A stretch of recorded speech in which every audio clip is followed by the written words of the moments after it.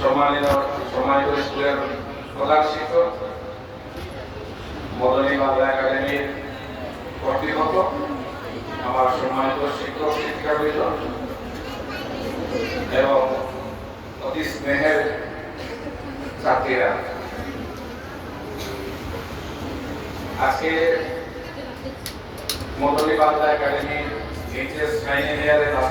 Last ইয়ারে যারা উত্তীর্ণ হয়েছেন এবং তার মধ্যে থেকে যারা আসাম সরকার কর্তৃক স্কুটি রিসিভ করেছেন তাদেরকে উৎসাহ দানের জন্য কলেজ স্কুল কর্তৃপক্ষ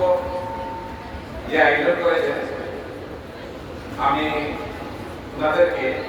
ওনাদের মানসিকতার জন্য অন্তরের অন্তঃস্থ করে ধন্যবাদ জানাচ্ছি এবং যারা স্কুটি পেয়েছেন তাদেরকেও আমি ধন্যবাদ জানাচ্ছি এবং এই স্কুটি রিসিভ করে সমাজের মেসেজ দিয়েছেন, সেই মেসেজটা বাকি যারা তাদের নিচে পড়াশোনা করছেন সেই মেয়েরা উৎসাহিত হবে এবং তারা তাদের বড় বোনদের যে অ্যাচিভমেন্ট সেই অ্যাচিভমেন্টটাকে তারা যেন জীবনে বাস্তবায়িত করতে পারে বা তারাও সে ধরনের স্কুটি তারা গ্রহণ করতে পারে সেই আশা নিয়ে পড়াশোনা করবে, এটা আমি বিশ্বাস করি।